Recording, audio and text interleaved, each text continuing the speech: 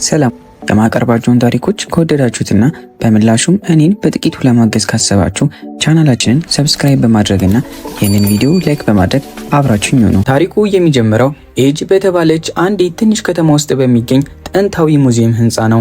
በዕለቱ በርካታ ሰዎች በውስጡ ያሉትን ታሪካዊና ውድ የሆኑ ጥንታዊ ቅርሶች ለመመልከት በስፍራው ተሰብስበው ነበር። የሙዚየሙ አስጎብኝም ሰዎችን እየመራ በየክፍሉ ያሉትን ብርቅዬ ቁሳቁሶች ያስጎበኛቸው ነበር። በመጀመሪያ የአማልክት አባት የሆነውን የኦዲን ምስል ካሳያቸው በኋላ በመቀጠል ደግሞ ስለ ተንኮለኛውና አታላዩ አማልክት ሎኪ ማብራራት ጀመረ። አስጎብኚው እንደገለጸው ከሆነ ሎኪ በአንድ ወቅት ታላቅ የጨለማ አስማት ያደረገበትን አንድ እንግዳ የፊት ማስክ የሰራ ሲሆን ይህንን ማስክ አድርጎ የሚገኝ ማንኛውም ተራ ሰው ልክ እንደ ሎኪ ሁሉ የማይታመን ከተፈጥሮ በላይ የሆነ ታላቅ ኃይልና አስደናቂ ተአምራትን የማድረግ ብቃት ያገኛል። ልክ በዚህ ጊዜ በሙዚየሙ ውስጥ በጥቁር ሱፍ ያጌጠ አንድ እንግዳ ሰው ኮቴ ሳያሰማ ወደ ማስኩ ተጠግቶ በእጁ ሊነካው ሲል አስጎብኚው በፍጥነት አቋርጦ ጎብኚዎች ቅርሶቹን በእጃቸው መንካት ጨርሶ እንደማይፈቀድላቸው አስጠነቀቀው። ያ እንግዳ ሰው ግን ፍጹም በራስ መተማመን በተሞላበት ፈገግታ ራሱ እውነተኛው አማልክት ሎኪ መሆኑን በኩራት ተናገረ። በዚያኑ ቅጽበት መልኩን ቀይሮ ወደ እውነተኛው የአማልክትነቱ አስፈሪ ገጽታ ከለወጠ በኋላ ከሰማይ መብረቅና ነጎድጓድ እየወረደ መላውን ህንፃ ማወዛወዝ ጀመረ። ይህንን የሚያስጠላና የሚያስፈራ ተአምር የተመለከቱት በሙዚየም ውስጥ የነበሩት ሰዎች በሙሉ በከፍተኛ ፍርሃት ተውጠው ወደ ተለያዩ አቅጣጫዎች ይጮሁና ይሮጡ ጀመር። ሎኪ ግርግሩን እንደ ጥሩ አጋጣሚ በመጠቀም በፍጥነት ወደ ማስኩ ተጣደፈ። ነገር ግን ማስኩን በእጁ ሲጨብጠው በቦታው ተቀምጦ የነበረው እውነተኛው ማስክ ሳይሆን ተራ የፕላስቲክ ፌክ ማስክ መሆኑን ሲረዳ በከፍተኛ ቁጣ ደነፋ። እዚያው አጠገቡ የቆመውንም አንድ ምስኪን ሰው በግፍ ገሎ በድንጋጤ ውስጥ ለነበሩት ሰዎች ማስፈራሪያ ይሆን ዘንድ አስክሬኑን በዚያው መስታወት ሳጥን ውስጥ ጨመረው። ልክ በዚህ ጊዜ የሙዚየሙ ጥበቃዎች እሱን በቁጥጥር ስር ለማዋል መሳሪያቸውን ስበው ቢመጡም ሎኪ ግን እጁን በመዘርጋት በታላቁ የጨለማ አስማት ኃይል አጠቃቸው። በድንገትም መሬት ተከፍታ ዋጠቻቸው። አሁን ታሪካችን ሙሉ በሙሉ አቅጣጫውን በመቀየር ወደ ሌላ ስፍራ ይወስደናል። ያ እውነተኛውና ከተፈጥሮ በላይ ኃይል ያለው አስደናቂ ማስክ በአንድ ትልቅ ወንዝ ውሃ ላይ እየተንሳፈፈ ይጓዝ ነበር። ልክ በዚህ ጊዜ ኦቲስ የተባለ አንድ ብልህ ውሻ ማስኩን በውሃው ዳርቻ ላይ ተመልክቶ በአፉ በመያዝ ቀጥታ ወደ ባለቤቱ ቤት ይዞት ተመለሰ። በመቀጠልም ቲምንና ሚስቱን ታኒያን እንተዋወቃለን። ሁለቱ ባልና ሚስት በመኪናቸው ወደ ቤታቸው እየተመለሱ ሳለ ታኒያ ልጅ መውለድና እናት መሆን እንደምትፈልግ ለቲም አበሰረችው። ቲም ግን አሁንም ቢሆን የልጅ አባት ለመሆን ዝግጁ እንዳልሆነና ጊዜው ገና እንደሆነ ስላሰበ ሐሳቧን አልተቀበለውም። ታኒያ በቲም ምላሽ ክፉኛ ተናዳና አዝና ቤት እንደደረሱ ምንም አይነት ቃል ሳትናገር ቀጥታ ወደ መኝታ ክፍሏ ገብታ በሩን በኃይል ዘጋች።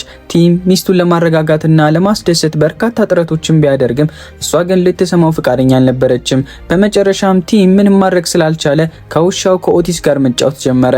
በዚያኑ ቅጽበት ኦቲስ ያንን ከወንዝ ያመጣውን እንግዳ ማስክ አምጥቶ ሰጠው። ቲም ግን ይህ ማስክ ተራ መጫወቻ እንጂ በውስጡ ስላለው ከተፈጥሮ በላይ የሆነ ታላቅ የሎኪ አስማታዊ ኃይል ምንም አይነት እውቀት አልነበረውም። በሌላ በኩል ደግሞ የአማልክቱ አባት የሆነው ኦዲን በልጁ በሎኪ ስራ ከመጠን በላይ በከፍተኛ ቁጣ ተሞልቶ ነበር። ኦዲን ለሎኪ ጥብቅ ማስጠንቀቂያ በመስጠት ያ የአስማት ማስክ ተራ በሆነ የሰው ልጅ እጅ ውስጥ ከወደቀ መላውን ዓለም ወደ ታላቅ ውድመትና አደጋ ሊከተው ስለሚችል በምንም አይነት ሁኔታ ያንን ማስክ በፍጥነት ፈልጎ ማግኘት እንዳለበት በጥብቅ አዘዘው። በማግስቱ ጠዋት ቲም በስራ ቦታው ታዋቂ አኒሜተር ከሆነ ከአለቃው ዳንኤል ጋር ተገናኘ። ቲም አዲስ ያዘጋጀውን የፈጠራ ሐሳብ ለአለቃው አቅርቦ እሱን ለማስደሰትና ለማስደመም ከፍተኛ ጥረት ቢያደርግም ሐሳቡ ተቀባይነት ሳያገኝ በመቅረቱ ጥረቱ ሁሉ ባዶ ቀረ። በዚያኑ ምሽት ወደ ቤቱ ከተመለሰ በኋላ ትናንት ምሽት በነበራቸው ጭቅጭቅ ምክንያት ሚስቱን ይቅርታ ለመጠየቅ የሚያምር ጣፋጭ ስጦታ አቀረበላት። ልክ በዚያ ቅጽበት ደግሞ ኩባንያቸው ካዘጋጀው የሃሎዊን ድግስ እንዳይቀር ጥሪ ደረሰው። ወደ ድግሱ የሚሄድበት ምንም አይነት ልዩ የሃሎዊን ልብስ ስላልነበረው ታኒያ ውሻው ኦቲስ ወደ ቤት ያመጣውን ያንን እንግዳ ማስክ አድርጎ እንዲሄድ ሐሳብ ያቀረበችለት። ቲም ሌላ ምንም አይነት አማራጭ ስላልነበረው ያንን ማስክ አድርጎ ወደ ሃሎዊን ድግሱ አመራ። ነገር ግን ማክሱን ፊቱ ላይ ባደረገበት በዚያኑ ቅጽበት ማስኩ በራሱ ጊዜ ከፊቱ ጋር ተጣብቆ ቀረ። በሰከንዶች ውስጥም ቲም ሙሉ በሙሉ በመለወጥ ልክ እንደ ሎኪ ሁሉ ከተፈጥሮ በላይ የሆነ ታላቅ ምትሃታዊ ኃይልና አስደናቂ ተአምራትን የማድረግ ብቃት ያለው ፍጹም እንግዳና ኃያል ፍጡር ሆነ። በዚህም አስደናቂ አዲስ ገጽታው ወደ ድግሱ አዳራሽ በታላቅ ግርማ ሞገስ ዘልቆ ገባ። በድግሱ ላይ ተገኝተው የነበሩት ሰዎች በሙሉ በድብርት ውስጥ ነበሩ። ቲም ግን ያገኘውን አዲስ አስማታዊ ኃይል በመጠቀም መላውን ድግስ ወደ ፍጹም አስደሳችና የማይረሳ ታላቅ ትርኢት ቀየረው። የእሱ የማይታመንና የሚያስደምም ትርኢት እዛ የነበሩትን ሰዎች በሙሉ በተለይም አለቃውን ዳንኤልን በከፍተኛ ሁኔታ አስደመመ። ድግሱ ካበቃ በኋላ እንኳ ቲም በዚያው አስማታዊ ገጽታው ወደ ቤቱ ተመልሶ መላውን ምሽት ከሚስቱ ከታኒያ ጋር በደስታና በመዝናናት አሳለፈ። በማግስቱ ጠዋት በቢሮ ውስጥ ሁሉም ሰራተኞች ቲም በሃሎዊን ድግስ ላይ ስላሳየው አስደናቂ ትርኢት ማሞገስ ጀመሩ። ቲም ግን በሚያስገርም ሁኔታ በዚያ ምሽት ምን እንደተፈጠረና ምን እንደሰራ አንድም ነገር ማስታወስ ጨርሶ አልቻለም ነበር። ልክ በዚያ ቅጽበት አለቃው ወደ ቢሮ ጠርቶት በድግሱ ላይ ባሳየው ልዩና አስደናቂ ትርኢት የተመሰረተ አዲስ የካርቱን አኒሜሽን ፕሮጀክት እንዲቀርጽ አዘዘው። ቲም ይህንን በሰማ ጊዜ ከመጠን በላይ በመደሰቱ ደስ የሚለውን የምስራች ለታኒያ ለማካፈል ወደ ቤቱ ፈጥኖ ተሯሯጠ። በዚህ መሃልም ታኒያም ለቲም የሚሆን አንድ ትልቅ የምስራች ይዛ ነበር።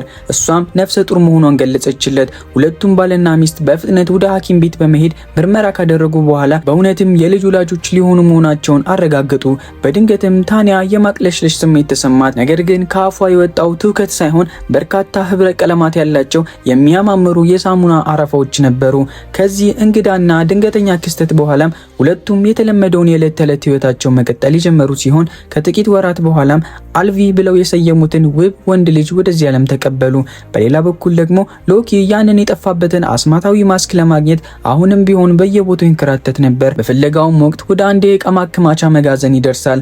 አባቱ ኦዲን የሱቁን ባለቤት አካል ተቆጣጥሮ በቦታው ከተገኘ በኋላ አሁን ላይ የዚያ ማስክ አስማታዊ ኃይል ያለው አንድ ህፃን ልጅ ወደዚህ ዓለም መምጣቱን ነገረው። ኦዲንም ሎኪ ያንን ህፃን ልጅ በፍጥነት ፈልጎ በማግኘት ማስኩን ዋጋ ከፍሎም ቢሆን እንዲያመጣ ጥብቅ ትዕዛዝ አስተላለፈበት። በእነዚህ ቀናት ቲም ለአዲሱ የአኒሜሽን ፕሮጀክቱ ሞራል ይሆነኛል በሚል እምነት ያንን የጠፋውን ማስክ በቤት ውስጥ በየቦታው ይፈልግ ነበር።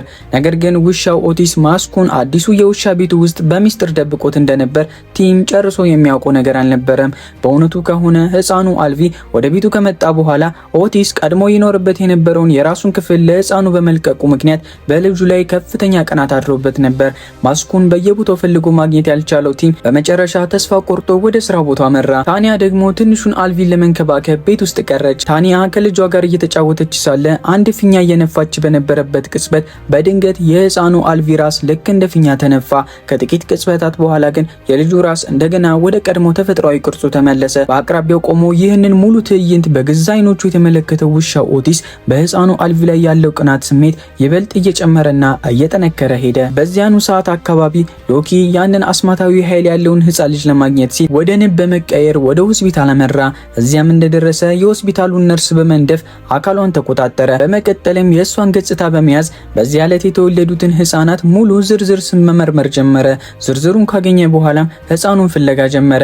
በሌላ በኩል ደግሞ ቲም የልጅ አባት መሆን ምን ያህል ከባድና አዳጋች እንደሆነ ቀስ በቀስ መረዳት ጀመረ። ህፃኑ አልቪ ሌሊት በሙሉ ሳያቋርጥ በማልቀሱ ምክንያት ቲምና ታኒያ ለበርካታ ምሽቶች በሰላም መተኛት ጨርሶ አልቻሉም ነበር።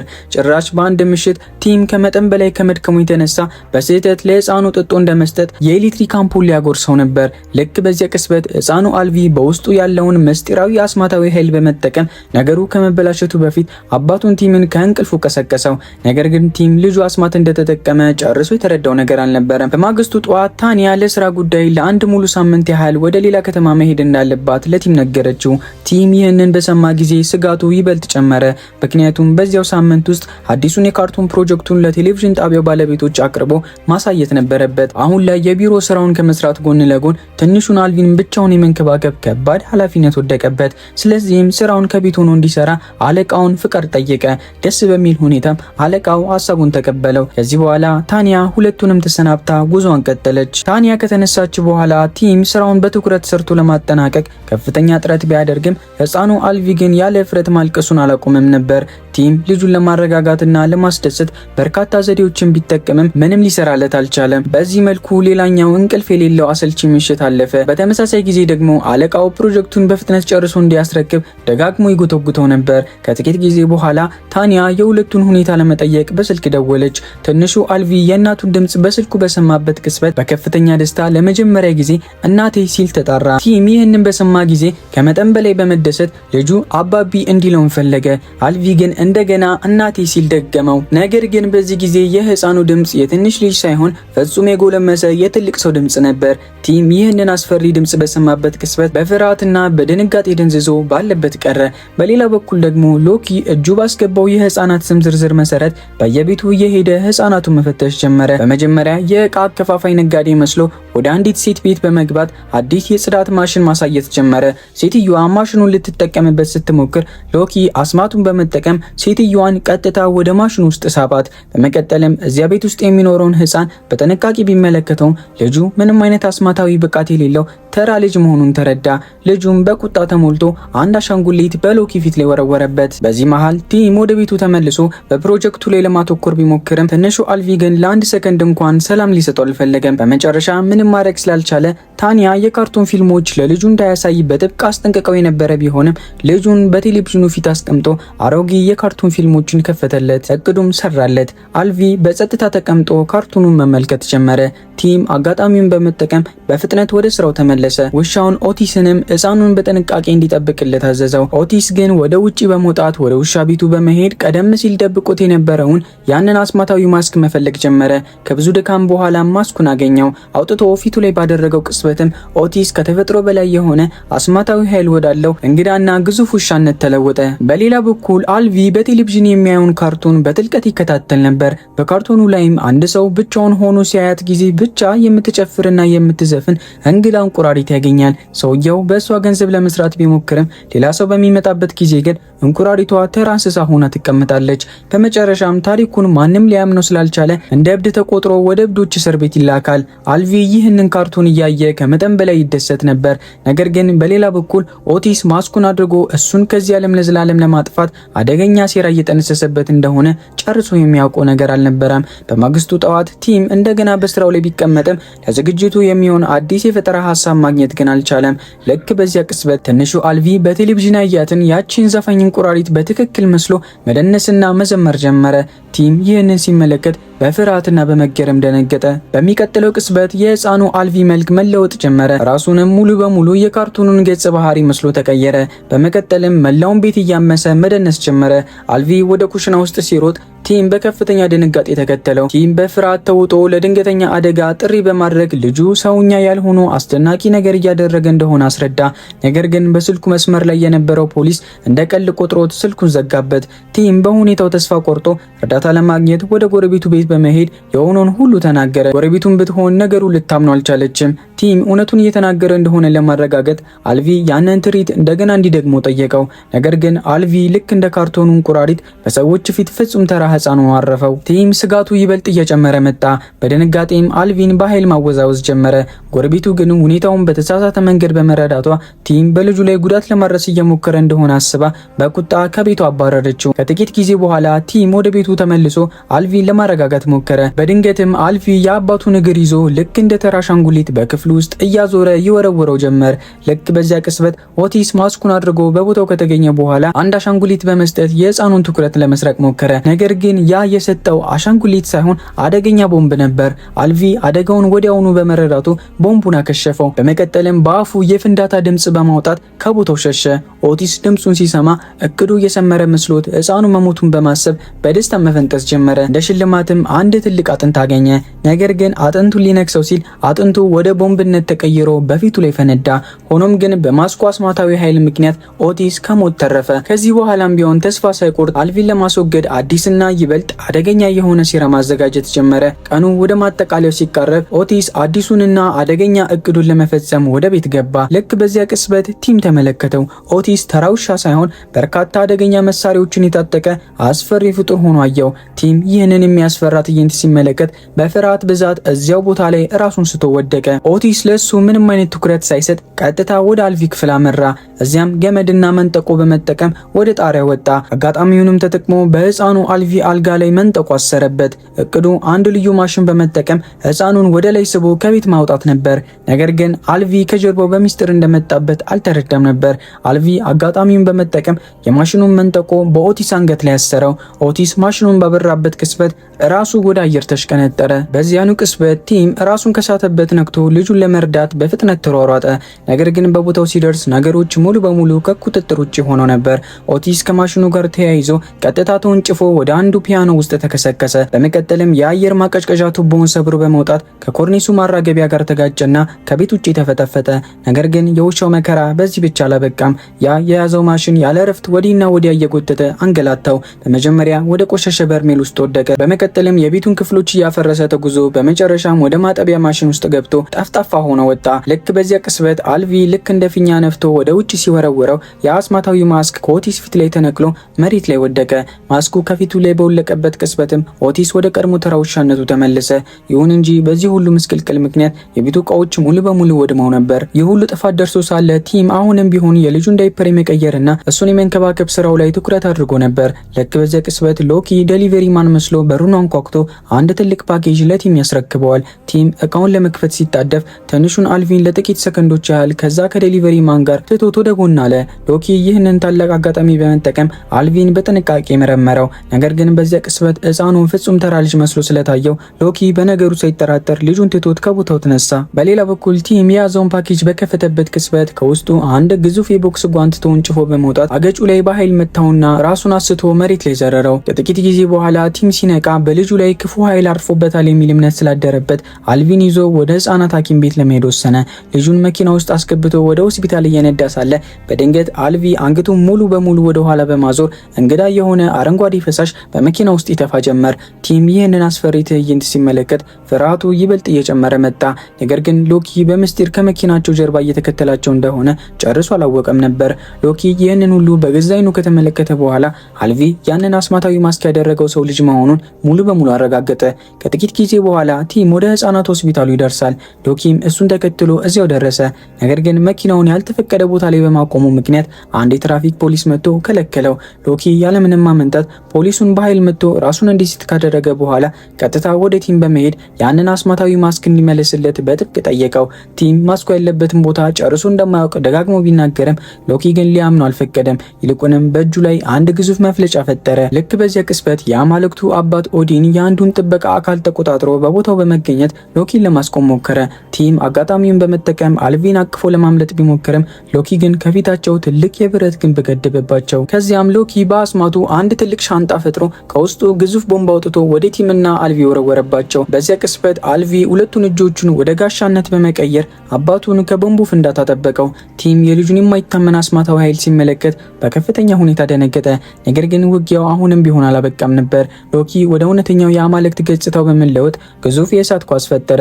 ልክ በዚያ ቅስበት ኦዲን እንደገና ጣልቃ ገባ። የቲምን አካል ለጥቂት ሰከንዶች ተቆጣጥሮ ከፍተኛ የኤሌክትሪክ ኃይል እንዲኖረው በማድረግ የሎኪን አማልክታዊ ኃይል ገፈፈበት። በተመሳሳይ ጊዜ አልቪ አስማታዊ ብቃቱን በመግለጽ እጆቹን እንደ ላስቲክ በማስረዘም ሎኪን አንቆ ያዘውና በሁለት የቆሻሻ ገንዳ መሃል በኃይል አጋጨው። ሎኪ ራሱን ስቶ ሲወድቅ አልቪ አንስቶ ወደ ቆሻሻ መጣዩ ገንዳ ውስጥ ወረወረው። በመጨረሻም በስፍራው ሰላም የሰፈነ ይመስል ነበር። ነገር ግን ልክ በዚያ ቅስበት የቲም አለቃ በስልክ ደውሎ በፍጥነት ወደ ስቱዲዮ መጥቶ የተዘጋጀውን ፕሮጀክት እንዲያሳየው በጥብቅ አዘዘው። ቲም በከፍተኛ ጭንቀትና ግራ መጋባት ውስጥ ሆኖ ትንሹን አልቪን በእጁ አቅፎ ቀጥታ ወደ ቴሌቪዥን ጣቢያ መራ። የአኒሜሽን አዘጋጆቹ እሱ የሰራውን ስራ ለመመልከት በጉጉት ይጠብቁት ነበር። ነገር ግን ቲም በእጁ የያዘው ምንም አይነት የተዘጋጀ ስራ አልነበረም። ይህንን የተመለከቱት አዘጋጆች ወዲያውኑ ከስራው አባረሩት፣ ከህንፃውም እንዲወጣ አደረጉት። ከዚህ በኋላ ቲም ወደ ሚስቱ ወደ ታንያ ደውሎ በቆይታው ሙሉ የተፈጠሩትን አስደናቂና እንግዳ ክስተቶች በሙሉ አጫወታት። ቀኑ እጅግ ከባድና አሰልቺ ቢሆንም ከልጁ ከአልቪ ጋር ያሳለፈው ጊዜ ግን እውነተኛ አባትነት ምን ማለት እንደሆነ በጥልቀት እንዳስገነዘበው ነገራት። ስልኩን ከዘጋ በኋላ ቲም በፍቅር ተሞልቶ አልቪን አጠበው፣ ተንከባክቦ ማስተኛው። በመጨረሻም ሁለቱም አባትና ልጅ በሰላም እንቅልፍ ወሰዳቸው። ነገር ግን በዚያው ምሽት ሎኪ በምስጢር እንደገና ወደ ቤታቸው ዘልቆ ገባ። ቀጥታ ወደ አልቪ ክፍል በመሄድ በአልጋው አቅራቢያ ባለው ግድግዳ ላይ ምስጢራዊ ምልክቶችን ሳለ። በመቀጠልም ድግምት በማንበብ ኦዲን ከፊቱ እንዲከሰት አደረገ። ሎኪ ያንን የማስኩን አስማታዊ ኃይል የያዘውን ሕፃን ልጅ ማግኘቱን ገልጾ የተገፈፈውን አማልክታዊ ኃይል እንዲመልስለት ጠየቀው። ኦዲን ጥያቄውን የተቀበለው ቢሆንም ነገር ግን አንድ ከባድ ቅድመ ሁኔታ አስቀመጠለት። ያንን አስማታዊ ማስክ ከየትም ብሎ ፈልጎ ለማምጣትና ያደረሰውን ጥፋት በሙሉ ለማስተካከል በትክክል 1 ሰዓት ብቻ ሰጠው። ሎኪ አማልክታዊ ኃይሉን እንደገና ባገኘበት በዚያኑ ቅጽበት የተሰጠውን ተልዕኮ ለመፈጸም በፍጥነት መንቀሳቀስ ጀመረ። ልክ በዚያ ቅጽበት ጎረቤታቸው ለሆነ ስራ ወደዚያ ቤት መጣች። ሎኪ አስማቱን በመጠቀም ፊቷን ወደ አስፈሪ ፍጡርነት በመቀየር ጎረቤቷን ክፉኛ አስበረገጋት። የጩኸቱን ድምጽ የሰማው ቲም በድንጋጤ ከእንቅልፉ ነቃ። በፍጥነት ወደ አልቪ ክፍል ሲሮጥ ግን በአልጋው ውስጥ ልጁን ሳይሆን የሎኪን አስፈሪ ፊት ተመለከተ። ይህ ነገሩን ይበልጥ የሚያስፈራ አደረገው። በድንገትም የባለቤቱን የታንያን ድምጽ ሰማ። ነገር ግን ከጥቂት ቅጽበታት በኋላ ያ ድምጽ በሎኪ የተፈጠረ ሌላ ማታለያ መሆኑን ተረዳ።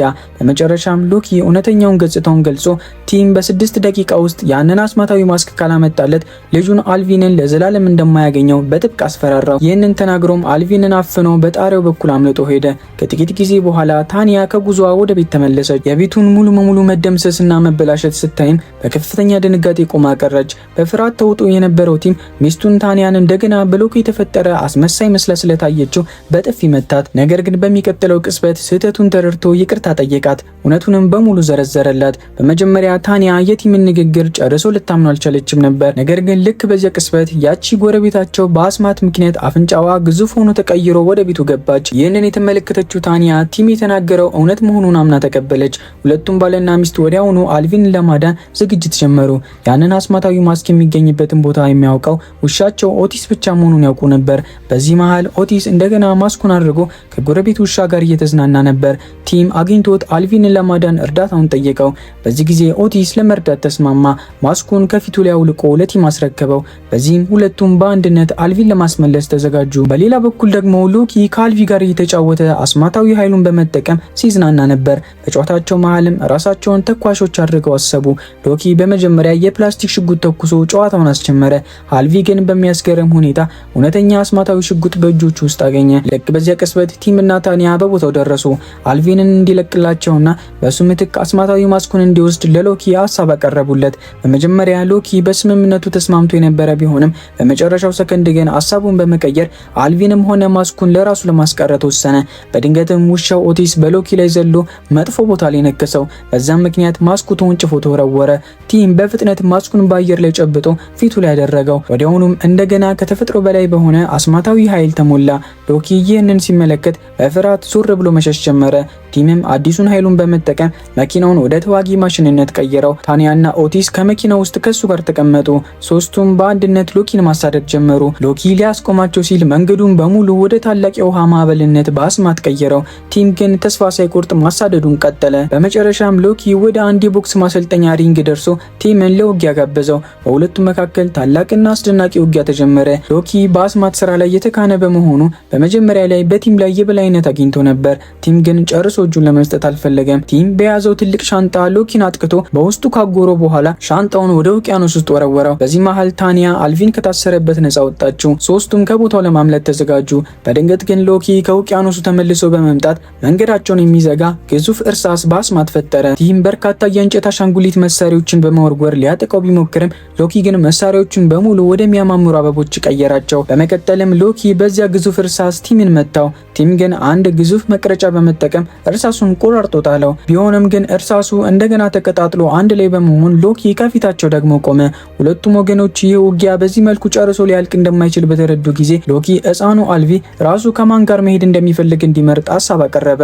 ሎኪ የተለያዩ አስማታዊ ጨዋታዎችንና ድንቅ ትርኢቶችን እያሳየ የሕፃኑን ልብ ለማሸነፍ ሞከረ። ልክ በዚያ ቅጽበት ግን ቲም ያንን አስማታዊ ማስክ ከፊቱ ላይ በማውለቅ ሁላቸውንም አስደመመ። ቲም ወደ ልጁ ተመልክቶ በሱ ምክንያት የተሻለ ሰውና የተሻለ አባት መሆን እንደቻለ እንዲሁም በሱ ከመጠን በላይ እንደሚኮራበት በቅንነት ተናገረ።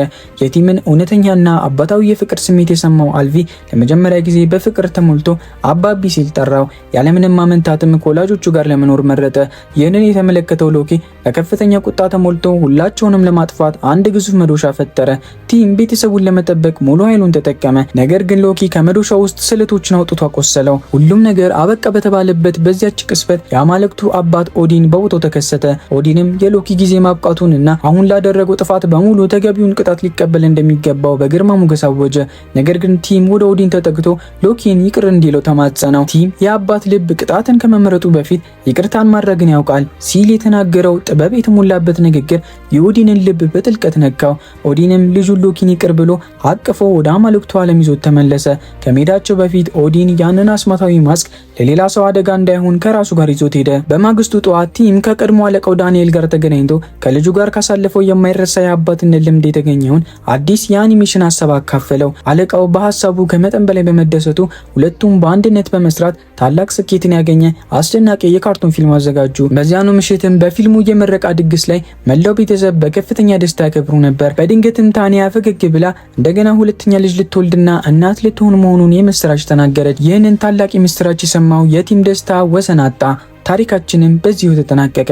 የዛሬው ታሪካችን ይህንን ይመስላል። ከወደዳችሁት ላይክ እና ሰብስክራይብ ማድረግ እንዳትረሱ። እንዲሁም ምስጢራዊ ፍሬ በልቶ እንደ ላስቲክ የመለጠጥ ፓወር ያገኘውን የአስደናቂ ልጅ ቪዲዮ እዚህ ጋር ገብታችሁ እዩት። እርግጠኛ ነኝ ትወዱታላችሁ። በቀጣይ ቪዲዮ እስከምንገናኝ ሰላም ቆዩልኝ።